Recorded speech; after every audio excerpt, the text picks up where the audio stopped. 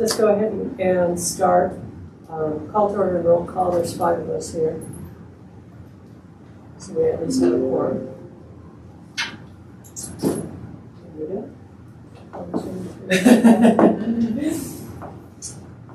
Your name on. Amy is here helping today since Erica did have her baby. Oh, sweet. So Amy's gonna help us today. So I think it would be helpful if we did a roll call just so she knows who of the board members are here Okay. since this is her first one with us. I'll start, Melissa. Arlene. Grace.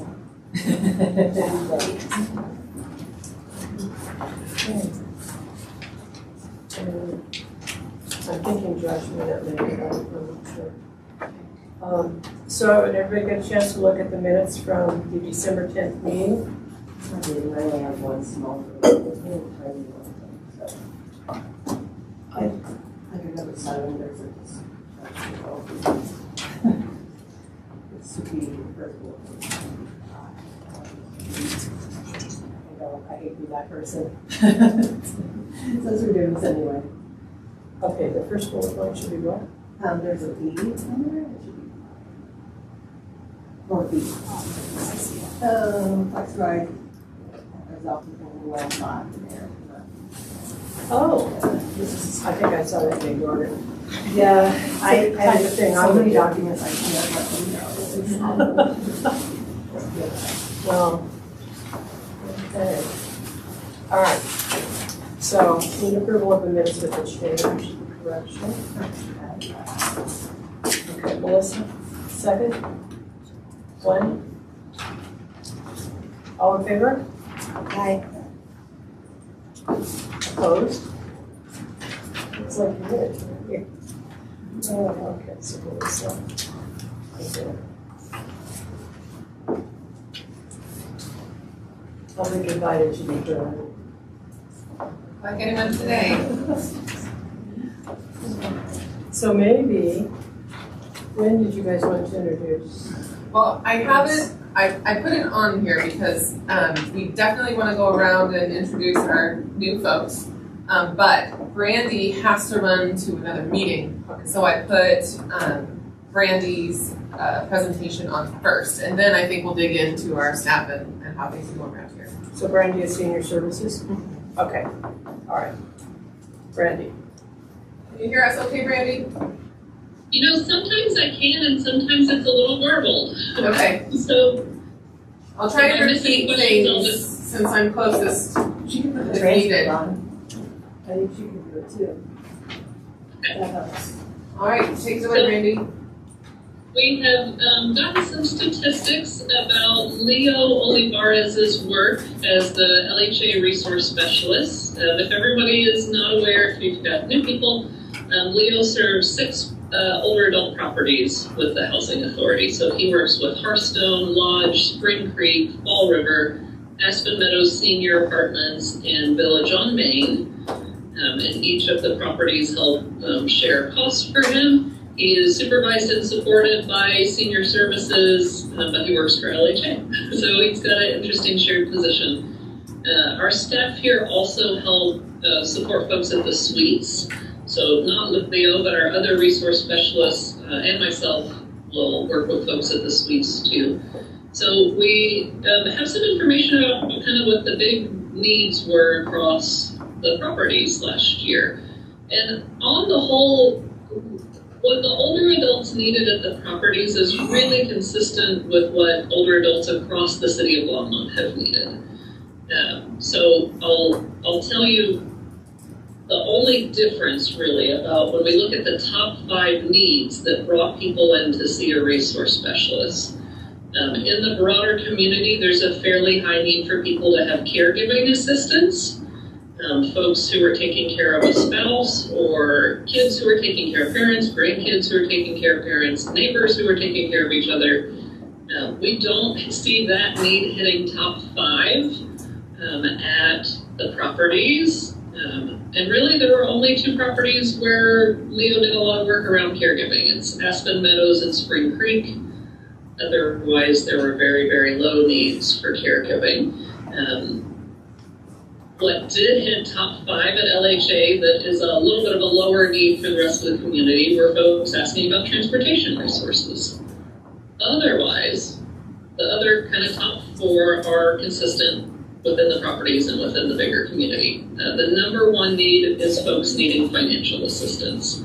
And that is above and beyond multiple times the biggest need outstandingly. The second highest need, both within the communities and without, is housing assistance.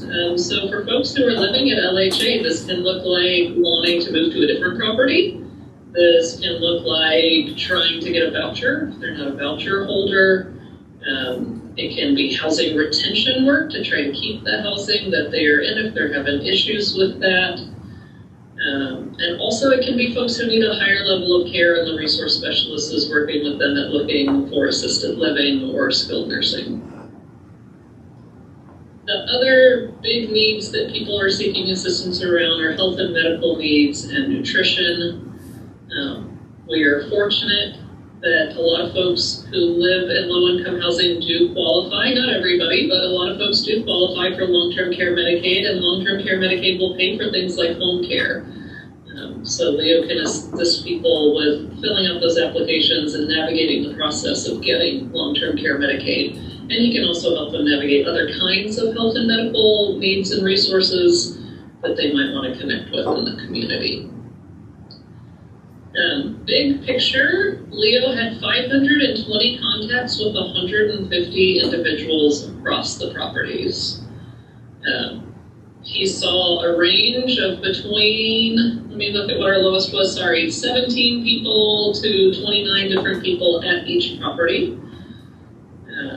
And those numbers are skewed a little bit. In fact, all of the numbers are skewed just a little bit because our system pulls data by where people are listed at living at a property right now when we pulled the report on Friday.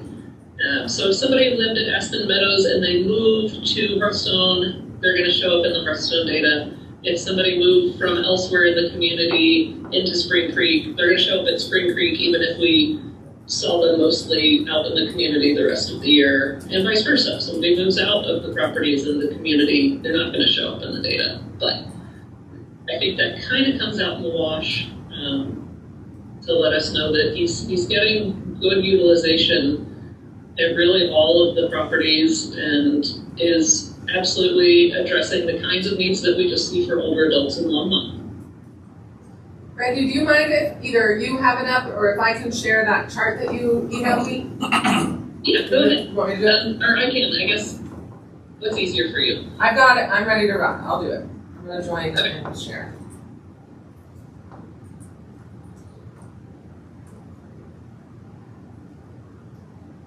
I'm just going to zoom in as much as I can.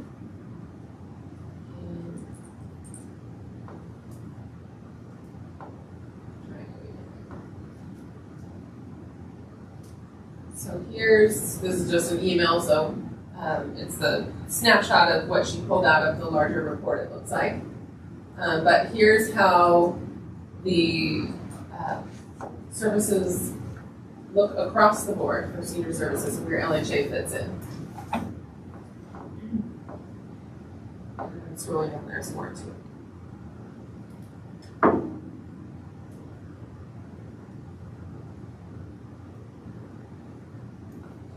Are there any questions for Brandy?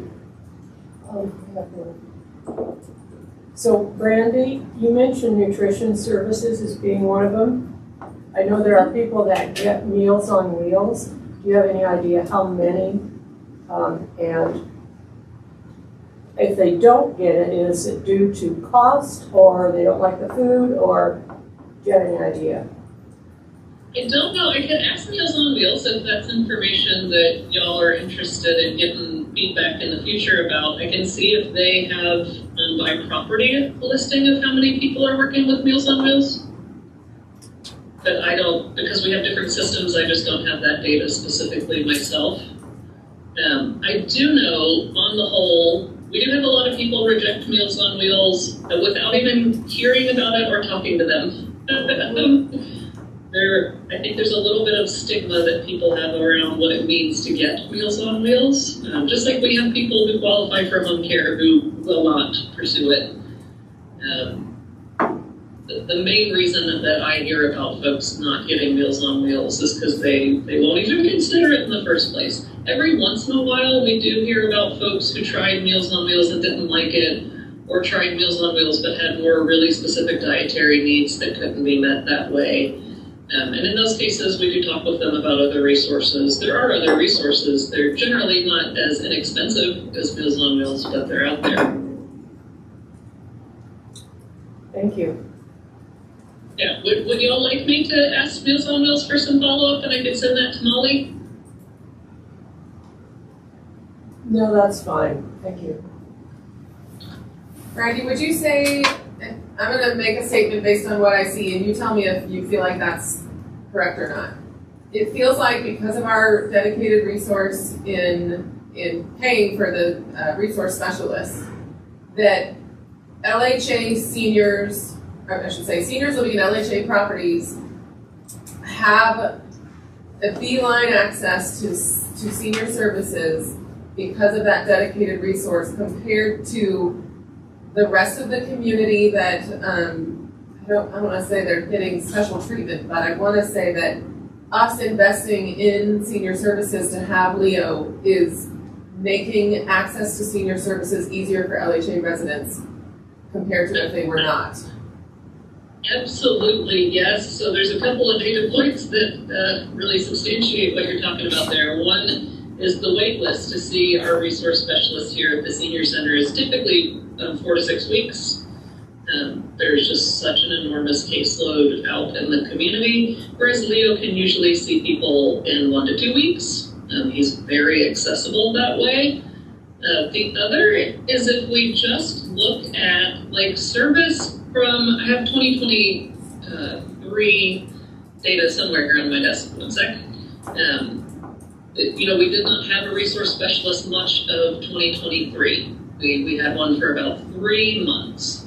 So if you look at the service received at LHA properties in 2023 compared to 2024, in 2023 there were 269 contacts for financial assistance compared to the 447 this year. That number kind of goes back and forth in different categories, but we are not only able to serve a higher volume of people having a resource specialist on site, and I do think that having him on site leads more people to see him because he's accessible and he's visible, and they don't have to travel anywhere to get to him, right? I lost track of what my next sort of train of thought was there, but yes, resoundingly, absolutely, people are utilizing that resource and having better access to that resource at the properties. Do you find there's still some folks that aren't reaching out or looking for help? Or they keep it quiet? The question was, do you find that there's still some folks that don't reach out? Oh, for sure. And I know Leo has introduced himself to a lot of people as they moved in, or people he's met, at coffee and conversation, or just in the hallway there, and has told them about his services, and they have not reached out or followed up ever again with him, and that's okay. What's really important to us is that people know the resource is there for when they need it. We also have a lot of folks who are very stable at the properties because they have housing secured. That sort of stabilizes a lot of other things in their life, right? That's right. So the need may not be as acute for a lot of people. Any other questions for Brandy? Thank you for sharing with us. You're welcome. Thank you all. I honestly don't know what role the board has in supporting LHA having this position, but we have seen this position be just incredibly beneficial to the communities and all of the residents there. And I cannot thank anyone who has a hand in that enough. It's really important. All right, thank you, Brandy. You're welcome. Have a good day. You too.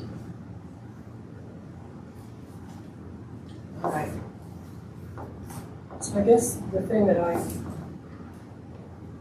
it has really nothing to do with this actually, is that I still see the long wait times for the resource specialists at the centers as compared to we've brought the new ones. So yeah, that's pretty interesting. Staff capacity. Exactly.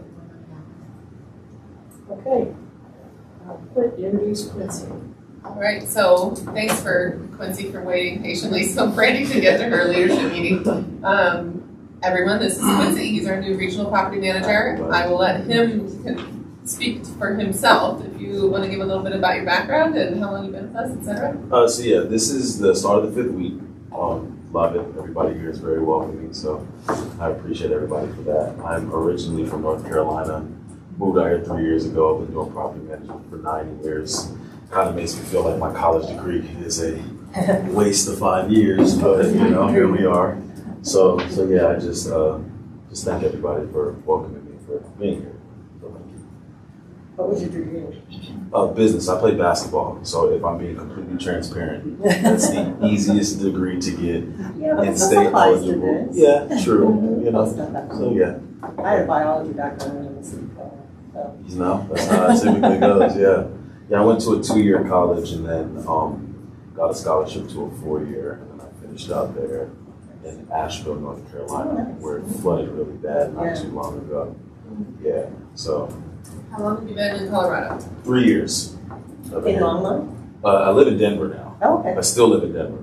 I am moving to Thornton in March Okay. because that drive is a blood pressure. And Thornton's just where Peterson College. Yes, Yeah. absolutely. It is. It's so much easier to drive as soon as you pass, like, is it like 225?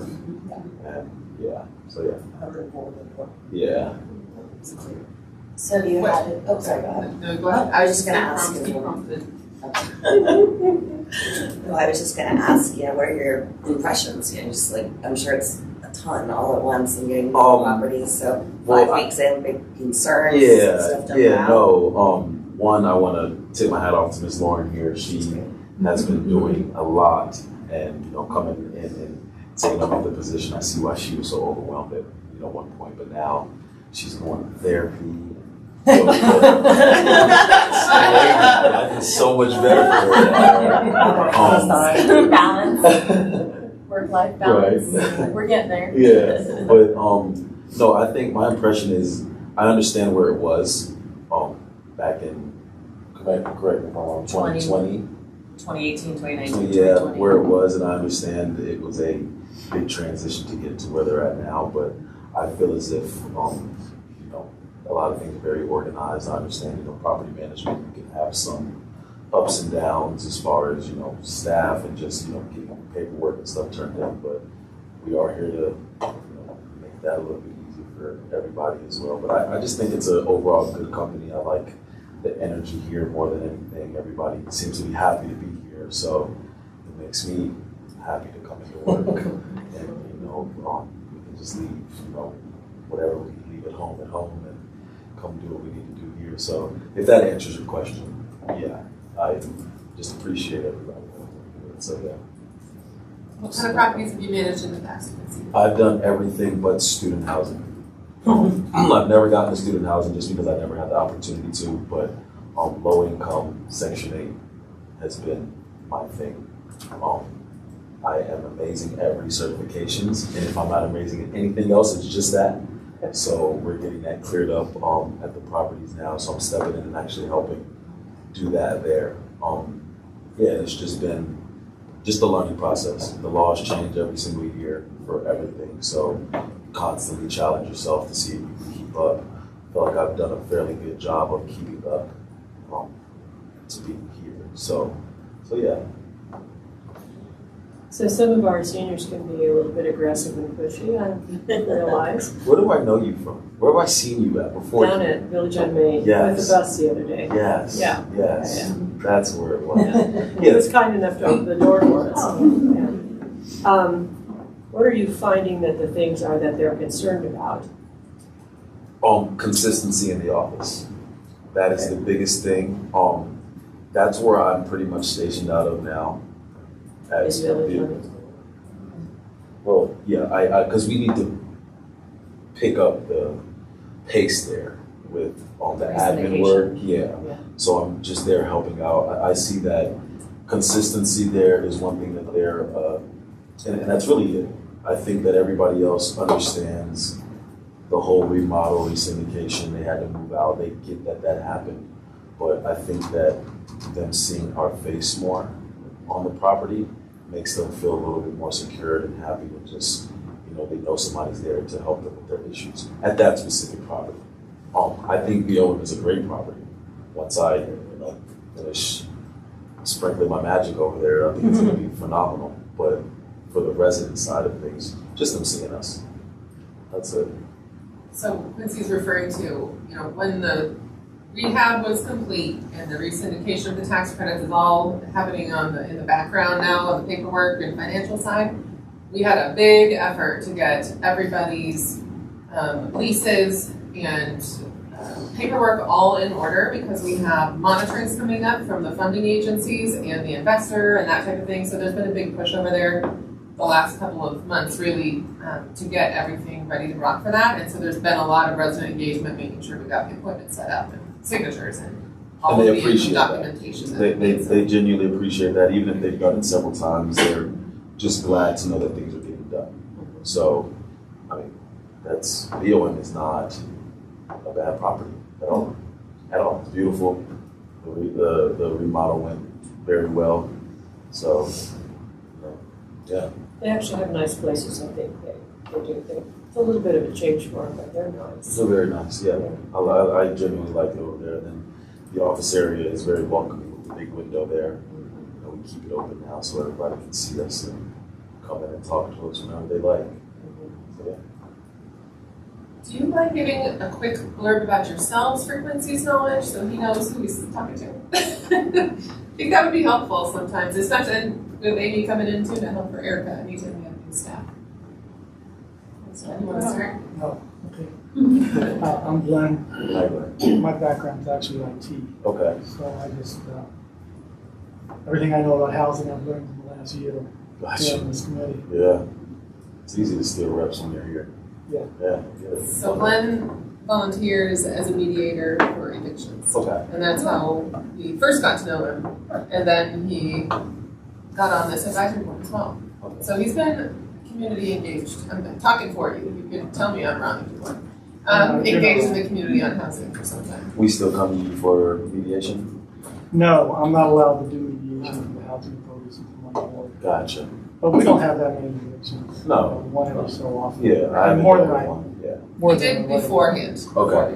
Okay. Been pretty quiet the last 6 or 8 months. Yeah, we want to keep it that way. Yeah, we're going to strive But to. the eviction laws have been changing quite a bit. They change every year. I feel like they change every 6 months, but yeah. They do now. Yeah. They didn't used to. And it creates a lot of anxiety. They switched to, they're very pro-tenant, what I've realized out in Denver, which is fine, right? We don't want to ever evict anybody, but we do have to hold people accountable. And hopefully that's a message that we can relay to the residents and not go off the deep end. So, We could have a long conversation. very long, yeah. Yeah. But actually, most of the ones I see, it's in the last 2 years, it's been mostly money. It's money, yeah. I mean, People just don't have money. and off of your knowledge, just from being in the position, do you know that there's still a lot of funding? Because I know I can find, when I was in Denver, I could find funding very quickly. I don't know how that transitions along. Yeah. There's funding. It continually gets more difficult to process to go through the paperwork. The problem most people have is they wait till the last minute to panic, and then it's too late to get anything done in time to get through. But Boulder County is pretty progressive in terms of we've done mediation for 30 years, and it's mandatory when you get to court. The judges make you go to mediation. Yeah. Right there on the spot. Like at the courts, yeah, they'll send you out to go to the mediator's office and do that. And Well, there's no office. We go out in the hallway. Well, yeah, wherever, yeah. But Boulder County is probably pretty progressive compared to a lot of the counties. Judges bend over backwards to make sure everybody's fair. Okay. But at the end of the day, people are paying $1,500, $1,800, $2,000 for rent.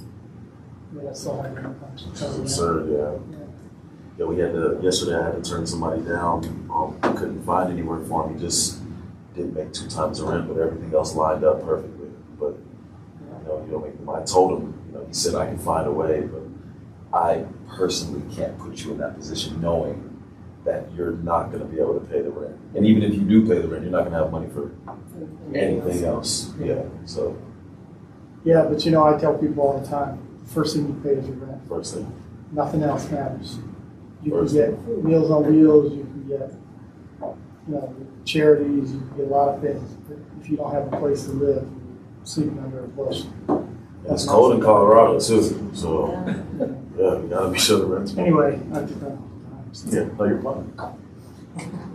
I'm Melissa Berry, I'm the city planner with the City of Longmont. How you doing? Good. Yeah. It's not as interesting as I'm Marlene Zortman. I've been on the council, on the advisory board for, it's like about 4 or 5 years now. Started in COVID when we were on Zoom, so it's been kind of nice. There's been a lot happening, a lot going on. Absolutely. So I think it's great that the City of Longmont is actually taking care of people and concerned about people, despite what they say in the Times Call all the time. But anyway, so that's where I am. I'm curious to know, my background is legal based. I was a prosecutor for years, so I'm always interested to hear what Sarah has to say. Always a highlight of these meetings. And then I did private work in construction defect, contract review, insurance coverage stuff. So that's my background. I've been on the board for 2 years, and I'm also fairly new to Colorado, about 5.5 years now. So I guess my main perspective on this is I'm just consistently wowed coming from Albuquerque, New Mexico, where there were a lot of problems. Just how, just amazingly well the city does tackling so much of this stuff. So I just wanted to come and be part of that. I'm Jenna Reed. My background is social work, but currently my husband and I own 25 doors of rental property here in town, and I manage all of that. So you deal with it yourself? All of it. Yeah. Do you guys have any low income, or is it just regular? So we fall into that naturally affordable space. Okay. My friends will always say, like, the slumlord space, but our properties are nice. Yeah. but that's not the case. So we manage, I manage all of the properties and have for 15, we've been doing it for almost 20 years, but over that time we've accumulated more. Yeah. You have some voucher holders, right? I do. Currently I have 3. I have 3 right now. And you do all that process yourself? Oh wow. Not bad. And she's worked with me for many, many years. Yeah. Yeah, so we have a little 8-unit apartment building, and it's been part of the crime-free. All of my properties, minus a couple of single families, are part of the crime-free program. I've had them since almost here. So yeah, Love that. that's what I do. Well, nice to meet all of you. Thank you for that. Josh is not here. He works with me. A&B Bank, and got promoted recently to a hotshot big man on campus job, but he has an executive leadership meeting at the same time. So he tries to attend both. Hi, man. No. They do a lot of light tech and just work in the space.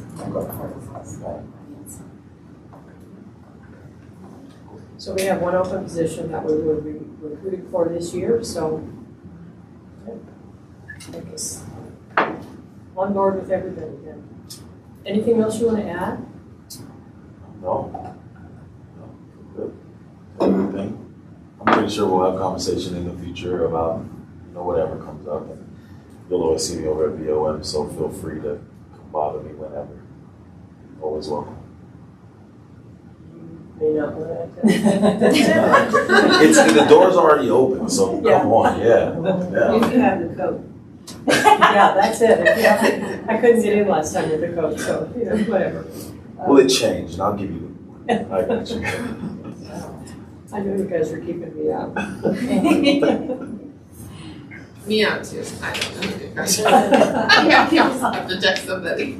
Don't say it. You're on a public, it's a public meeting. Yeah, we're not doing that. Change it again. Yeah. Okay. So I want to talk a little bit about this next item, which I've made some notes so I don't go off base here. First off, and Melissa, this is for you. When I sent the email out, I read that, I bet you 5 times to make sure there were no errors in it. There's an error in it. Did you catch it? No, I don't think I did. Okay, all right. Emails if there are more than like 3 sentences. Yeah. So, all of you know that I did check that, but, I have this problem with reading my own emails, or whatever. I skip words when I proofread. I see it in my head, but I Yeah. don't type it. Or I see the word that it's supposed to be, and it's something totally scribbled up It's different. hard to do your own. Yeah. Because that's exactly what happens, so. Reading it out loud. Yeah. And I thought, I sent that out, and somebody's gonna catch that. Oh, well, anyway. So what happened was somebody had asked if maybe we could take a look at changing the meeting. And so a couple of things came to mind. One of them being, I wasn't quite sure if we could, if it was set in stone, that had to be at this particular day and this particular time. And so I did inquire about that. Can we change it? And the answer is yes, we can change it if we want to. So I met with Lauren and we went through what days might work best. And one of the days that had been suggested was Friday. And Friday is not a day that's going to work really very well for staff as well as some board members. So we decided that was not a good day. Can we still keep it on Tuesday? If that's what everybody prefers, we can do that. But there's the option now of do we want to do Wednesday or Thursday? Wednesday would be probably in the afternoons or at least after 11 o'clock. And then Thursday could be either Thursday morning or Thursday afternoon. And so what I wanted to do was just kind of send the email out to all of you guys and say, what do you think? Yes, we want to keep it on the second week because the following week, unless that has changed with council, is when the Board of Commissioners meet. So if there's anything that comes to us prior to that says, look at this and maybe you have some suggestions, it can be handled before they meet with the Board of Commissioners. So either Wednesday or Thursday of the second week would work that way, better for city staff. I would like to see us still stay on 2 hours. And the reason why, if we get out early, we get out early. There's not a problem with that. But I think we've got things coming up in the future that may take a lot longer. The discussion coming from city staff or even from us that might warrant 2 hours. So again, I know we changed to 90 minutes, but that's just my suggestion. So whatever you guys think. So what I would like to do is just ask each of you to give me some feedback here, and we'll figure it out from there. As far as I am concerned, I'm flexible. However, everybody decides is going to work best for them. So Have you spoken to Josh at all? Because it seems Yes, like his schedule's Yes. significant problems there. Josh has been spoken with. So yes. does he have, I just don't want us all to do this in a month or two again. So I agree. is there a time that he said would work best for him out of the ones? Oh, great, what is it? That's why we're at. He can do any of those times? So he can do Wednesday or Thursday. Oh, okay, but not Tuesday. Like Tuesday in the afternoon would be bad for Tuesday, him? well, he didn't say he could do Tuesday in the afternoon. He just said Gotcha. Wednesday and Thursday, and he specified it by after 11 on Wednesday and all day on Thursday. Okay, He actually is really free on Friday, but that's not a day that works out really well for him. gotcha, okay. So, and he knows that. He knows that Friday's not gonna work. So, yes. Okay. I would suggest, because there's a lot of schedules to work around, Harold's is one of them, asking Josh if a later time on Tuesdays work. It's gonna be tough.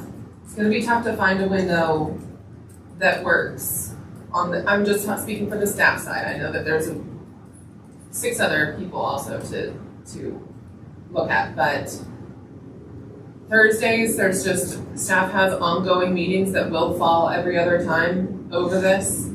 Harold specifically, he's got commitments that he cannot move on Thursday mornings at 11 afternoons. I'm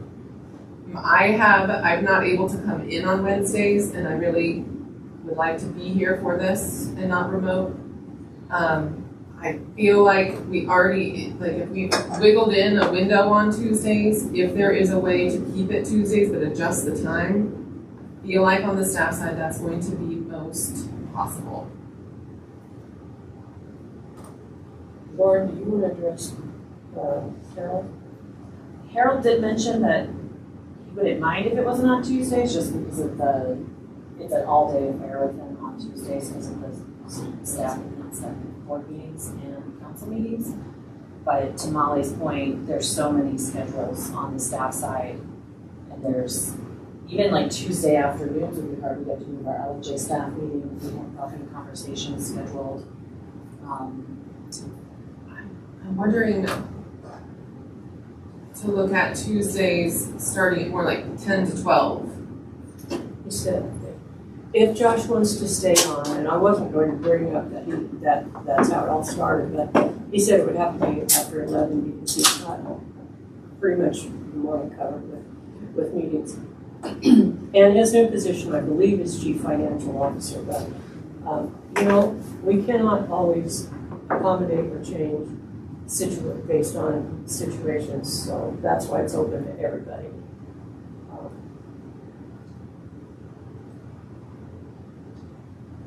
The only conflict I have is on Wednesday, they have Wednesday at 6, so it starts out, or we head up.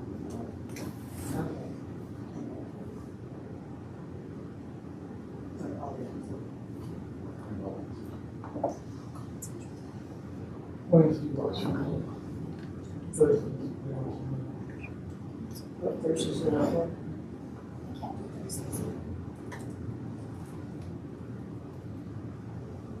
I should say Tuesday and Wednesday. Except I run into the same problem with you guys, it was just a coffee conversation.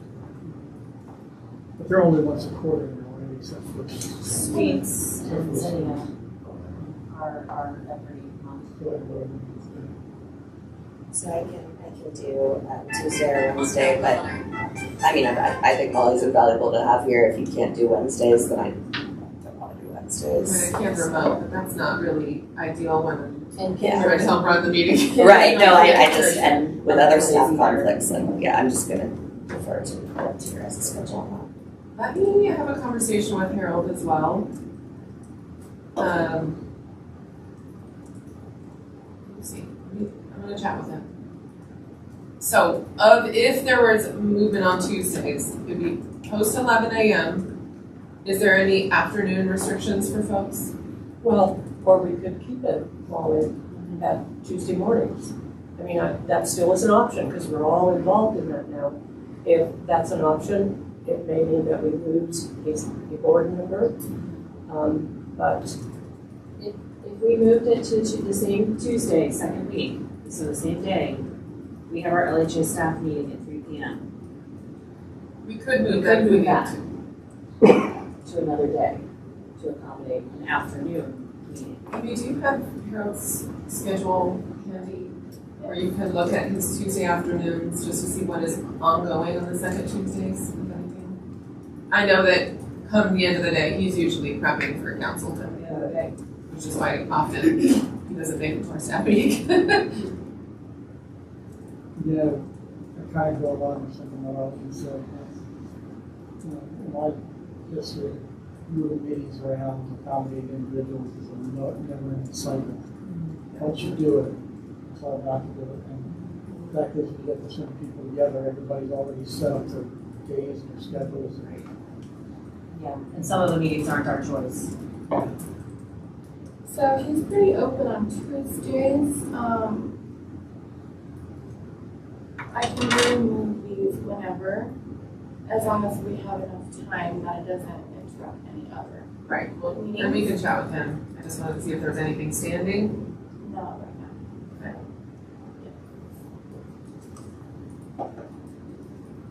Yeah, I don't have a problem with saying this, but how about early? That was my question. Well, I don't know what time Josh was going to start. Do you? don't, but I know it goes usually until 11, so I'm thinking it's probably about 9. Because we were asked, to move it to 9:30. Right. Which doesn't work either. Was it never earlier? I thought. I only remember 9 being the earliest. It might, I don't remember. I thought we moved it to 9 to accommodate the other Moved it to gentleman. 9:30. To accommodate Josh. No, the other guy before who did the financial stuff. He had like 5 kids, I can't remember his name. Which one was it there? Tom. No, he always came at 9. It was Josh and me. Oh, okay. But I don't care if we stay at this particular time and bump it back to 9 to 11. Whatever works. So 9 to 11, 1 to 3. I'm throwing out these, somebody stop me. 8 to 10. Child drop off at 8 o'clock is hard, just FYI, until I've got. 8 o'clock meetings. Yeah. Whew, that's- I'm with you on that. Well, the other thing is, would you think of something like 11 to 1? That's kind of a strange time too, but. That's during lunch.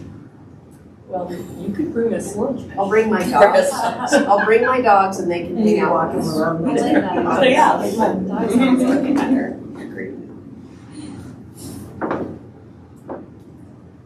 So it sounds like you have maybe 2 windows to talk to Josh about and to talk to Harold about.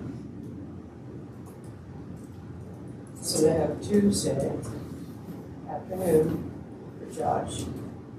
3.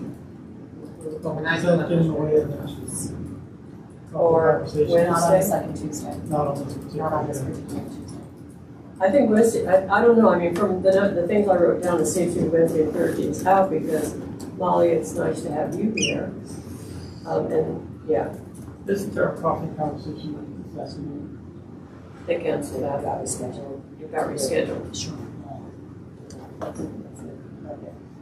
2 Mondays? Yeah, it's the 27th. But after that, then it's going to be on the afternoons. Correct? After this month, Hearthstone Lodge will continue to be in the afternoons on Tuesday. At 2. So, yeah. It almost looks like we have to stay here. Please, I know, Lauren, just. I can't make the decision. It's the board's decision. But But we should check with, I would suggest checking Josh and checking Harold with Harold. I just had a thought, what was it? I would really think it's meeting for everybody, but I don't want to do that. So maybe do a motion to table this until the next meeting, is that correct? Yeah. And then we'll reach out to Josh and come back, if that works for you, Aaron. Yeah, I think let's do that. Okay. So then I just need a motion. To make the motion to table till our next meeting in February. The coffee and conversations at Hearthstone Lodge will be at 1. Well, that's just a one-off, we reschedule for this month, but going forward to April, the second, third, and fourth quarter, it's at 1 o'clock. So. Which means the 1 to 3 is if anybody wanted to attend. Yeah. Now that they're at once a quarter, it's a little bit easier to attend, I think. And you would just miss this meeting. Yeah. Okay, we'll talk to both Josh and Harold. Try to wrap it up before the next meeting. But we just had a motion to Oh, table sorry. until the next meeting. Was there a second? Yeah. Okay, Jenna, okay. All in favor? Opposed? Okay, we'll table that until next month. In the meantime, I'll get back in touch with Josh and you guys will get in touch with Harold and we'll touch base and go from there. We'll let you guys know if there's anything spectacular happening. Okay. All right, development of project updates. So I'm gonna start today just giving you an introduction to something that is coming down the pike here soon. On the city side of things, the group has been working on a 185 unit homeownership project that's deed restricted, 55 units deed restricted to those earning 80% AMI and below, and the remainder 130 units restricted for middle income up to 120% AMI. We've been working on this for years, and the first phase of 52 units has begun construction, and then the developer is working with a sales and marketing team, and they plan on opening a portal to accept applications essentially to get in April. We're going to be presenting to city staff on January 23rd because the city invested heavily in the project to help homeownership opportunities for its employees too, because so many city employees most city employees now live outside city limits because they can't afford to live here, and that affects things like response times and water operations and all of that type of thing. So as part of the city's investment, 24 of the 185 get a preference for city employees. That may be a flood of people and they go in the first round. It might be peppered throughout. The 4 phases of the project will be under construction in the next several years. It depends on how fast they sell them. It'll move quicker if they're in high demand. It'll pace out if not. But income restricted housing for homeownership means on the affordable side that this is really long-term housing stability. You're not subject to rent increases. It is a permanent deed restriction, so you would, if you want to get out, you would sell and have to sell it within our sales price maximums to keep that benefit rolling along. Our middle income program is really unique. We put a lot of effort into putting it together because it's not necessarily a ton of examples out there of how to do this, but it's intended for those that are looking for an entry into the market that wouldn't be able to otherwise. So it's a shorter deed restriction. It's 10 years on a rolling basis, meaning if you stay for 10 years, you can walk with all your proceeds. If you want to sell and exit before the 10 years are up, then your deed restriction resets for the next buyer for 10 years to help more people get in. So it's kind of a balance of, we want you to be able to enter the market and then, I should say, get this in for those that can't compete in the market to be able to compete in the market later, but also make sure that city investment rolls along and helps as many people as possible. So this first phase, I think we have 10 units that are permanently deed restricted affordable, and then the rest, 42, are that middle income range. So we're starting a marketing effort here at the end of the month to start getting word out to try and get people primed and ready to put their applications in. So we would like to, the reason we're bringing it to this group is the ideal is if some of our residents in LHA properties have been stable for a period of time, maybe their income has risen periodically over time.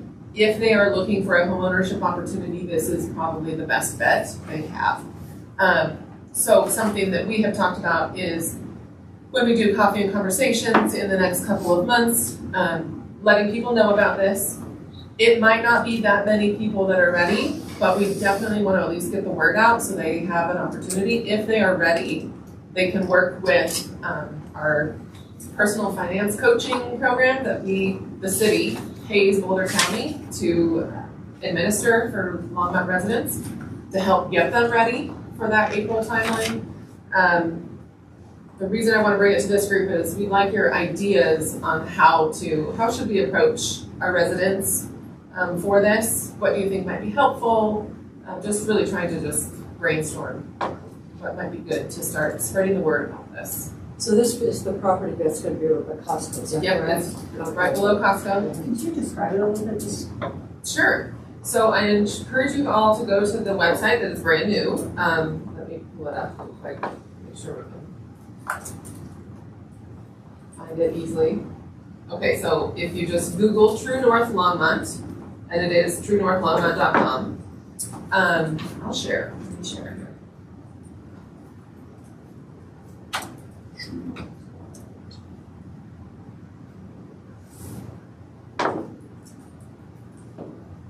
I was curious if it's a mix of units, all one unit. I'll show you. This would be a more fun way to do this anyway, so we'll look at the pictures.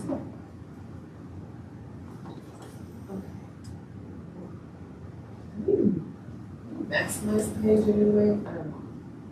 So this is their marketing. This is what happens when you can really afford to hire a true marketing firm for something that is somewhat municipal involved. It looks really great. So this is about Longmont. And then we have here we go. Got floor plans. So really we have a mix of types. They are either standalone units or townhomes, 2 or 3 bedrooms. Some have garages, some do not. I'll try and find the site plan to show as well. But the point of this developer, he really wanted to, he's done work in the area. He's who Erie used. It's the Vertical, who is the group that is working with Erie to do, it's all middle income. They're doing something similar in Erie.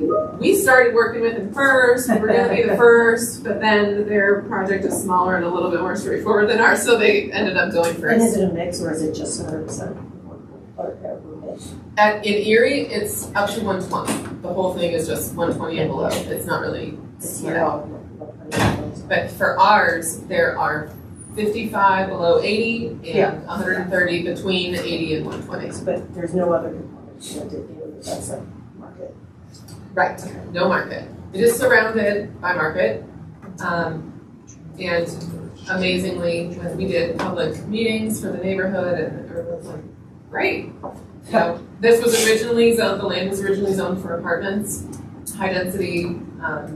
And when this came through, we were like, you know, we do need the units in town, but also home ownership opportunities for income restricted folks is so low that's worth it. And so we did a zoning change. How big are the standalone detached? Are those like cottages or the? Let me just show you some examples. So here's one. You finally said This is one range. So there are some that are like smaller, 894.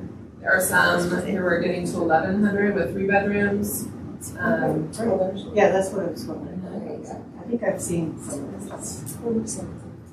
And here's a 1300 3-bed. So you're trying to get a mix. Average size vacuum. Yeah. You know, it's using the new urbanism model. So it is, you know, tighter lots. It's trying to be, you know, it's not trying to be anything. It's trying to be itself. However, prospect without the price tag is the idea. Walkable neighborhoods, still engagement, porch engagements with neighbors. They're not just hiding inside.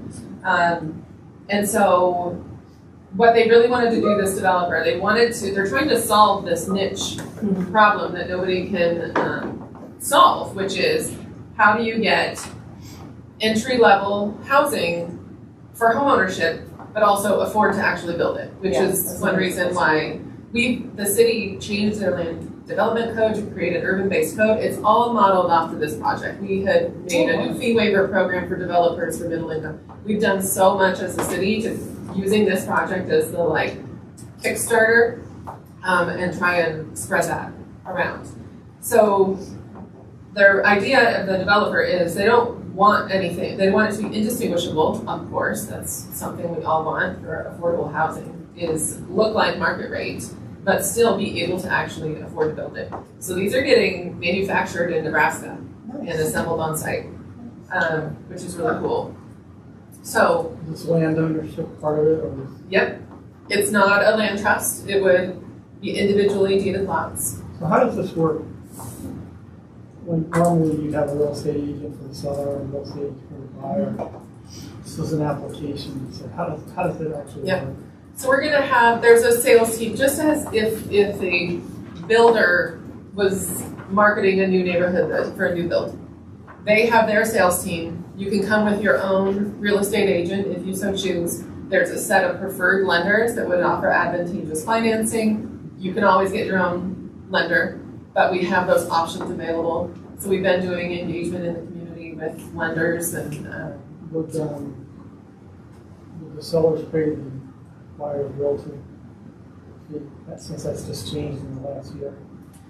you know, that's down the road in the next phase. I can't answer to that off the top of my head. It's not in our deed restriction that they would have to specifically. That's a good question for later. We haven't gotten that far down the road yet. Christy and I had kind of started reaching out to land title at one point when we were at PCHA to start a conversation about how do we get banks. Well, banks are already involved. They're wanting to do the lending on affordable and attainable housing. But how do we reduce closing costs and fees on the like realtor side and also title companies? Because you might have enough money for a down payment, but your entire cash amount goes to closing fees, not the down payment, which then raises your monthly mortgage. So that's a longer conversation, but I think that there's a lot of interest in how do we structure that, but we're not sure yet.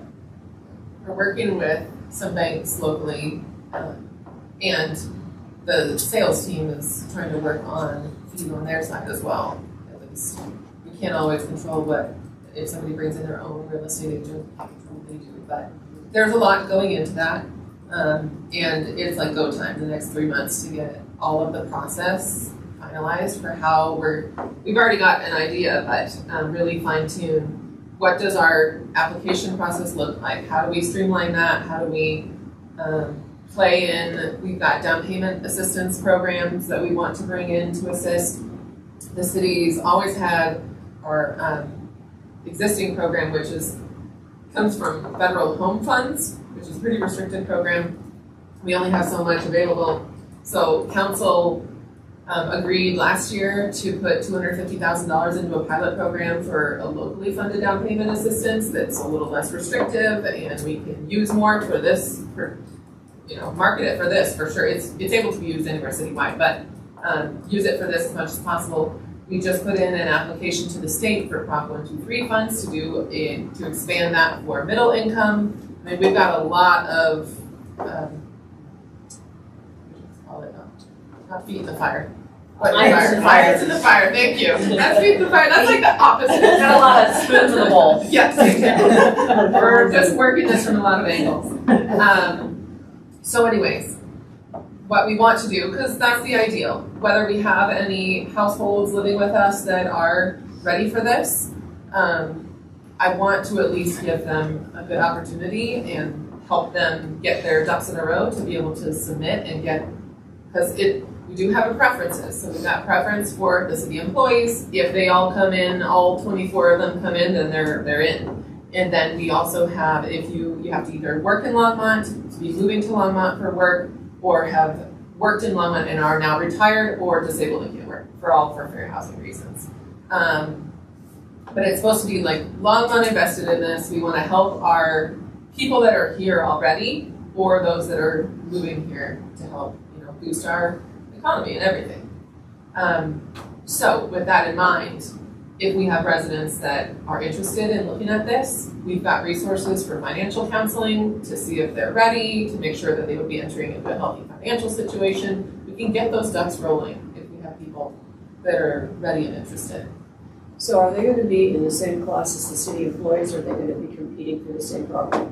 It would be, so it's not competing for the same property, it's more like there will be an opening day. And if you have your paperwork and you submit it, and it's a first come, first serve, as long as you can check off one of those preferences. And if you don't check off the preference, you're at the bottom of the list. These people would check off a preference if they live and work in Longmont already, or are disabled and retired. And so, but then it's a first come, first serve into the portal. And then if you get that preference, you stay at the top. And if you don't meet the preference, you come to the bottom. That doesn't mean we don't make it there. We might make it there depending on how much demand there is. And that might also mean that they don't get one in this first phase. Maybe it's a later phase, but they stay on the list and continue to keep their application active. So Molly, I believe that you and Harold addressed this like a few months ago. Is this the same developer that's had a lot of success in Louisville doing things there and then was looking at us in Erie? Or am I remembering that incorrectly? He's definitely done market rate stuff in Louisville and Okay. elsewhere, Like well, market, Westminster. okay, Mhm. gotcha. Vertical with a K. Okay. He lives in, the head of the company, lives in Louisville, who we work with primarily. Okay.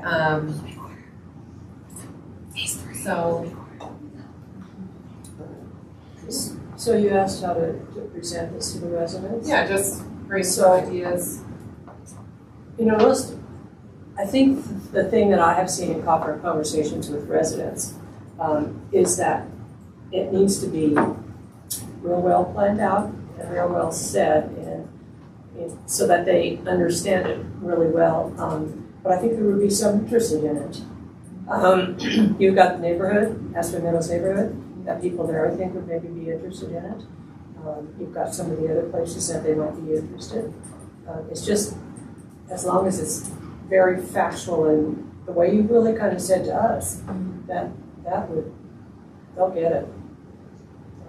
Then we can always meet with people after the fact if they come, if they say they're interested, we can give them a lot more information. And are we focusing on just LHA residents or beyond that? We could, voucher holders, we don't send out like a newsletter. This is something we want to do, is send out a newsletter to voucher holders. We don't have that yet. But that is certainly something we could put out there. We just have to figure out how.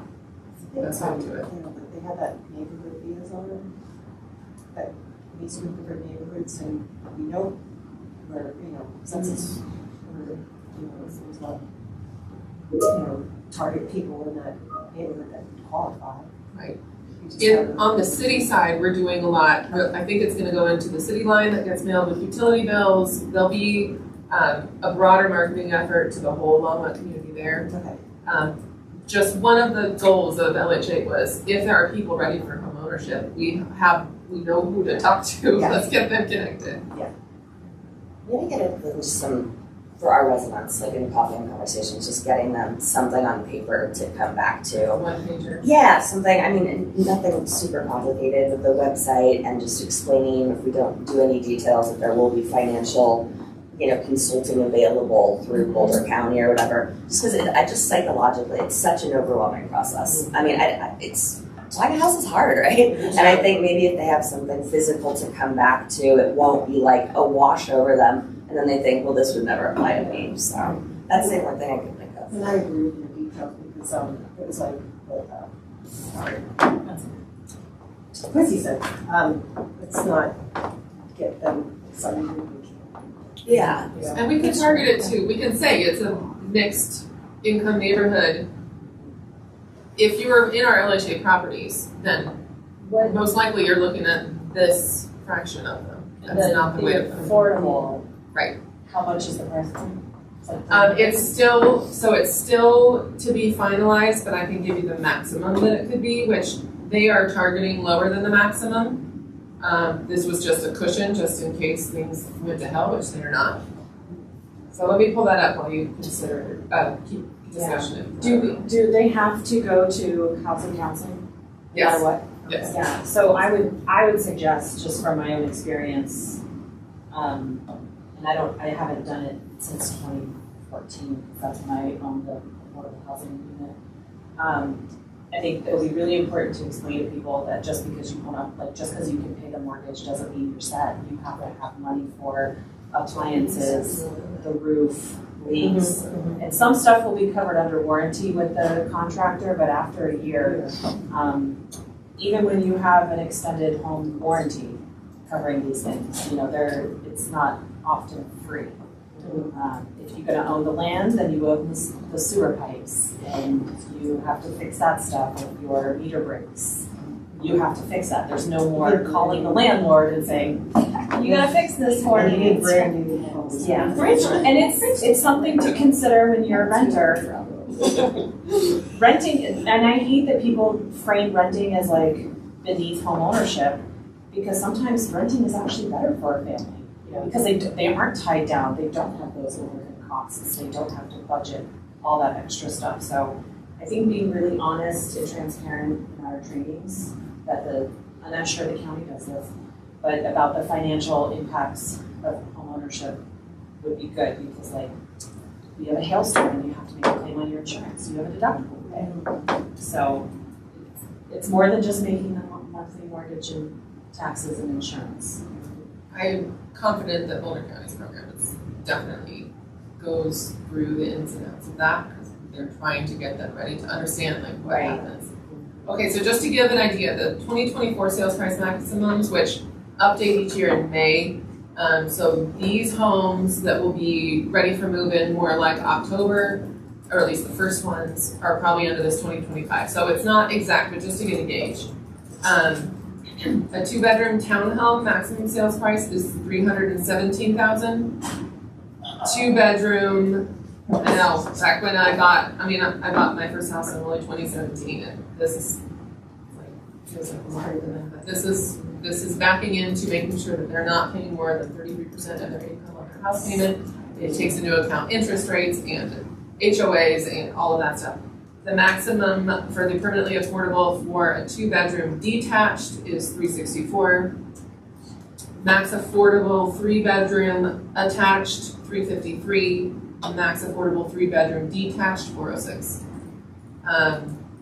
And these houses cost more than that to build. So you know, the city invested a lot of money to make this happen and bring those prices down. It's just amazing. That's all. It's unbelievable. And again, they are targeting right now lower than those maximums. Of course. But that is to still obtain like the incentives that they got from the city, that's pretty helpful too. Yeah, I bought a house in Longmont at $394 in 2018. And, 2018. And my monthly with taxes and insurance was all.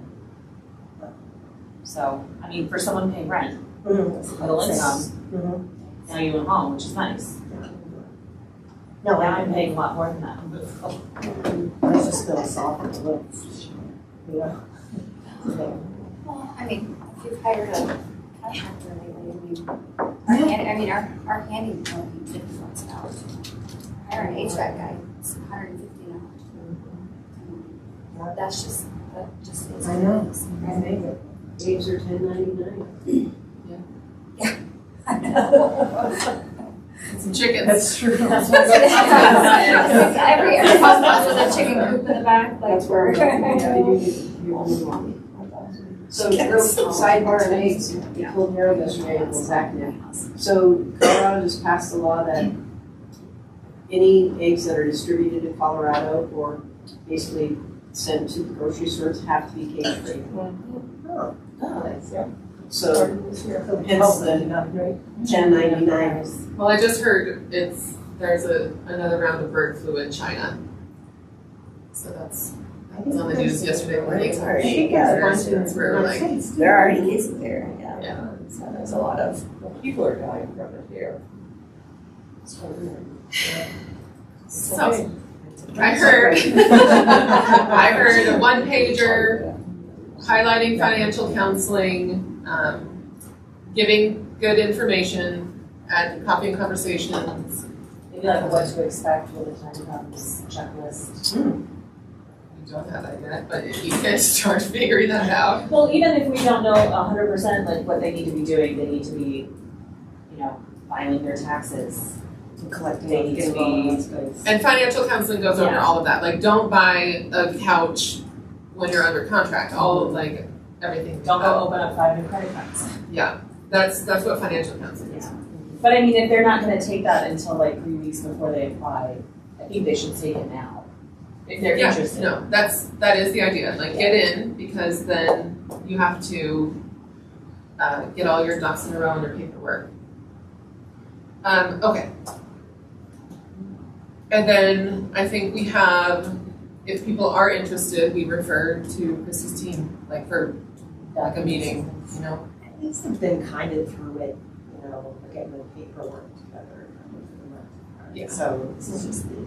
I don't know, This my step. first time and even the second time buying a house was daunting. Yeah. Third time I was like, oh, this is Third time. but first and second time, and then qualifying for affordable, the city of Boulder, that 5,000 paper cuts, so. Yeah.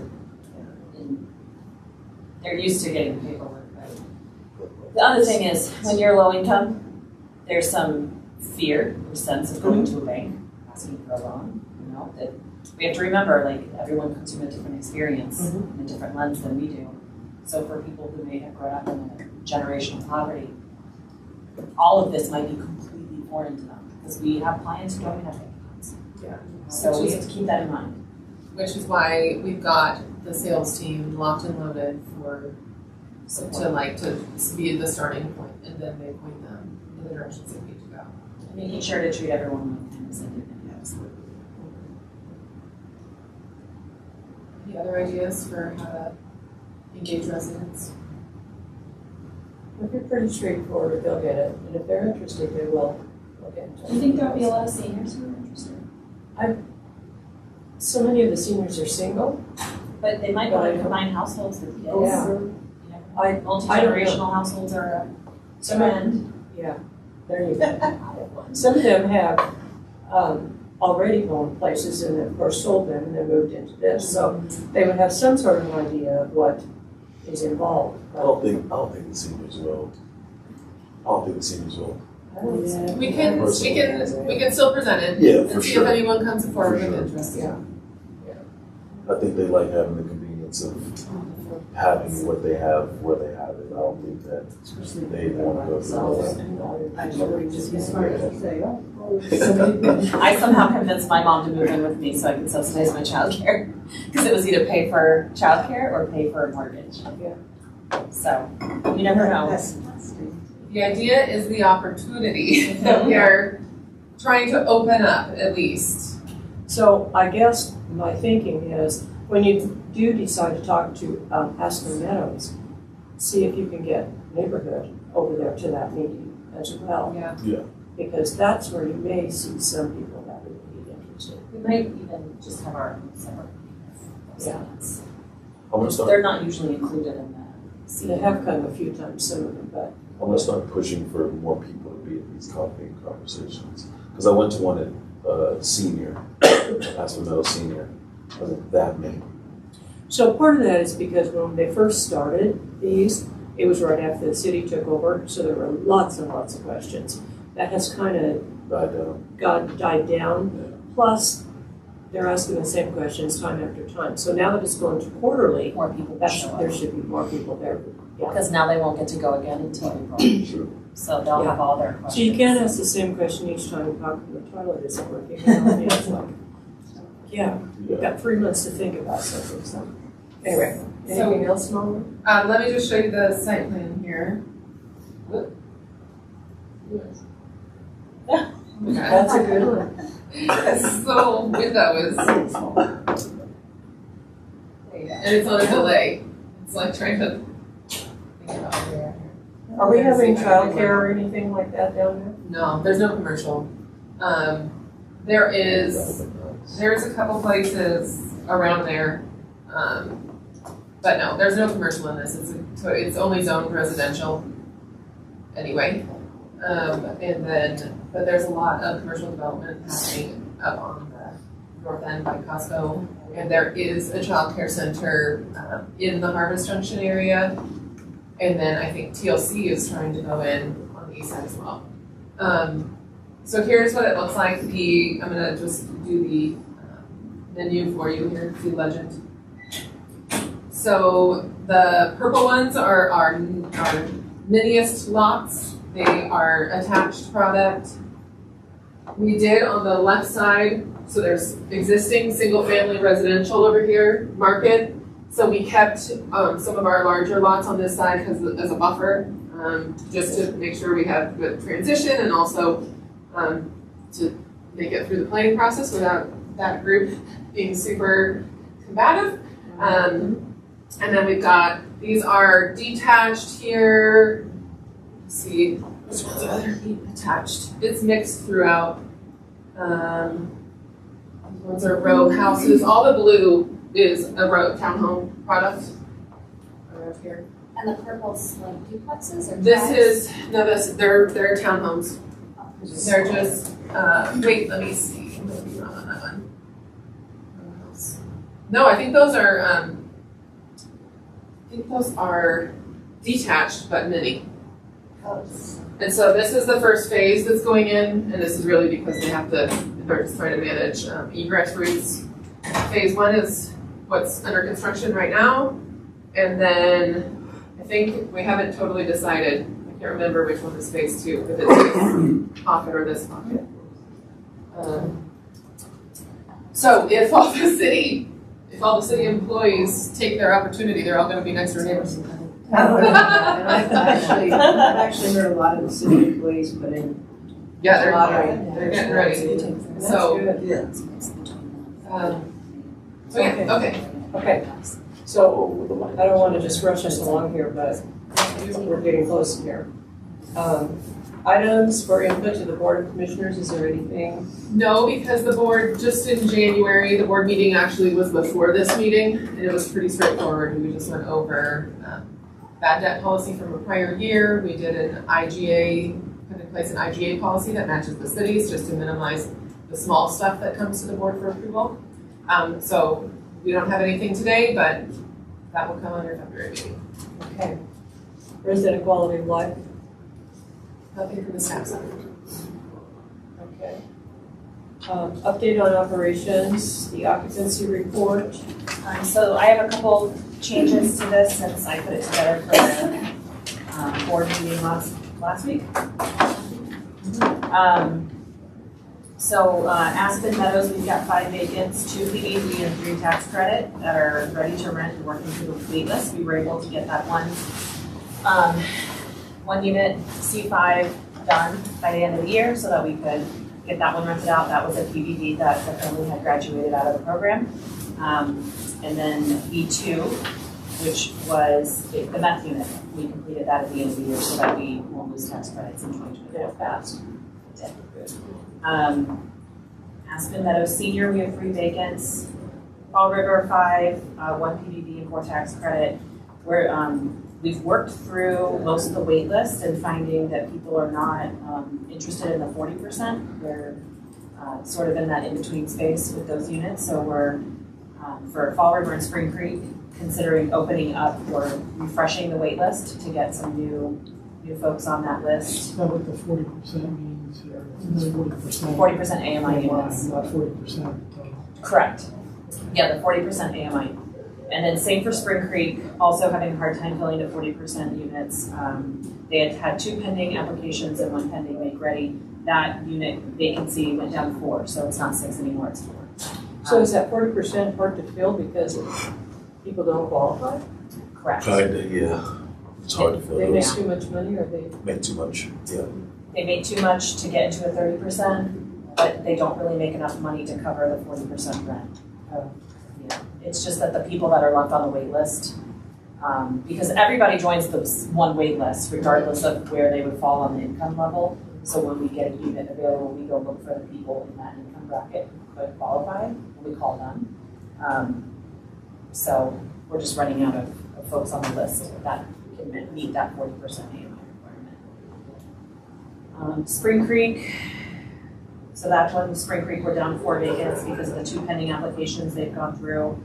Hearthstone in Lodge, we had 1 vacant that were pending make ready. We did have 1 eviction at the Lodge that was from a tenant passing away who had no next of kin, so unfortunately we have to go through the full eviction process, which is sad. So yesterday they did that with the sheriff, so that unit is getting turned to rent, so it's really 2 vacant. We have a couple people at Hearthstone and Lodge who have given notice, so those vacancies will come up, but they're not quite there yet. Suite supportive housing, we're down to 2 vacants, 1 LHA and one MHP, and the MHP one is 7228, which was an empty unit. So We're doing much better at filling our suites units, working with NHB, which is not really good. Village on Main, we have 2 PBB units. How that worked during the resyndication and adding those project-based vouchers was we offered the units to the people who were living at Village on Main initially. So it's sort of an internal wait list. We've exhausted that option, so now we're going to pull from the Fall Rivers. Who else is on the Fall River list? It's Fall River and who else has PBBs? Not Spring Creek. No, because those are 202. It's not AMSA. Briarwood? Briarwood has its. Briarwood, But yes, it's Briarwood's a PBB. Are they combined? They just have I PBBs, think- but they're I not think seniors, so I don't know if they're they're on the same list. Yeah, I don't know. Anyway. So we're just gonna pull from our existing PBB wait list for the new VOM vacancies for PBBs. So we're working through getting 2 applicants for those 2 units. And in Briarwood, we have the 2 vacants that are ready to rent, and we're working through the wait list. And are we working with the veterans just on the back, or off of Main Street there? They still, right, they're still officing out of our old Briarwood office. I think their lease runs through the end of, or through mid-year. So I'm not sure what their plan is, but if we get more information about that, we'll definitely be bringing them to the team. Down units, we have this week 7228. We're about ready to start the rebuild with that one. We have a contractor lined up. And then Fall River 409, which was a meth cleaning. That was completed 12/31, and we're just waiting on the report. I think they were going today to check up and do like a little retest today. And then Aspen Meadows neighborhood, we have an eviction scheduled with the sheriff in January. I don't want to share too many dates because we still have a tenant living there. But that is for non-payment. So that's the update on vacancies. As far as property updates, we've had a lot going on at the properties. It's been a rough start to the year, as I mentioned earlier. We had a tenant flood Zinnia. So with they let their sink run plugged and it flooded all the way down all 4 floors. You're So on the 3rd floor? 4th floor. Oh, no. So there's remediation going on there for that one. And then because of the vacant unit at the suites that was stripped down to the studs, we had a pipe burst because of the cold. Since it wasn't insulated. Is that new? That was last week too. Yeah, I'll just spare you all the details. So remediation is happening for one of our units at the suites. And then, right. Last time we were doing a rebuild. The minus temperatures sneak up on you in January, even though we should know. And then we have some warranty stuff happening at Village on Main related to a faulty faucet that leaked in 2 units that are getting rebuilt. And now our elevator is down at Village on Main and needs to have the hydraulic motor replaced. So we're working through those. So we're actually pretty much daily putting people up in a hotel who cannot get up and down the stairs. It's really inconvenient for our tenants. Is that what you do for the temples too? I was just curious on what your temp housing looks like. Yep, we have to, under the habitability laws that were passed last year, we have to put them up in a hotel with kitchenette. Otherwise, we put them up in a regular hotel and give them a food allowance because they can't be living in the middle of a construction site. So we have 2 tenants in a hotel for the 1 week. Yeah, Saturday I went to 4 everybody's tenants. unit to ask if they wanted to go. And one said yes, and sporadically throughout the week we've had people Realize how hard it is to how go hard up it and is to get up and downstairs. downstairs. I know. So we're having more. Yeah. So when I go there later today, I'm pretty sure we'll have a couple more comments. So what's the long term on this elevator getting fixed? So we approved the quote yesterday. They'll know by the end of the week what the timeline for the part is. And then once that could be they quote 4 to 5 weeks, but it's more realistically 1 to 2. And then it's 1 to 2 days once they have the part to fix the elevator. So we're looking at potentially 5 weeks. I'm not telling anybody that. I know. But yeah. Yeah, we just don't know. Block of fees added down there. Yeah. Do you have an idea if you took out the left units? They're not I don't know how to isolate units from this because this is just grouped by property. But I think it's useful just to show the cause and effect. Oh, it's a great chart. I'm not Yeah. asking you to do anything. I just wondered if you had an idea of how big an impact that is having over our overall. I don't know. I can try to isolate those specific units that we experienced in 2024 and isolate those dates and then back them out of this. Yeah, I'll try to report that next week. I mean, it's more my curiosity. I'm not sure what we do with the information if we got it. So I would look at if I figure out a way that the information is useful, I'll let you know. Okay. But do you know what the average, is there like a national average or something? For Chafa, I think we have, how many days? I think I have an email for units to be down for max. There's a max that we're allowed under Chafa, which is not realistic. silly. That doesn't make any sense. Speaking of, there's a meth task force meeting at 11 o'clock today with the housing providers. So Lauren, I have a couple of questions. I know you guys probably have goals as to how you're gonna fill the vacancies and the turnaround times. And then that will also bring down this cost over here, bring more money in. So I know we kicked around 10 days, we kicked around 5 days. What are you guys looking at? I think 5 days is sort of the industry standard. Yeah, but that's in market rate, and I think that some of our tenants are a little bit harder on their units, especially at our supported housing properties. So 5 to 10, depending on the property and the length of time that the tenant was there. We have a lot of tenants who've lived in our property for a long time, so we have a lot more wear and tear, which is what we experienced with C5 at Aspen Meadows neighborhood. That family had been there for 11 plus years, so there was a lot of wear and tear. Now, ways that you can combat that. Bringing down our unit terms, the time frame for our unit terms is one.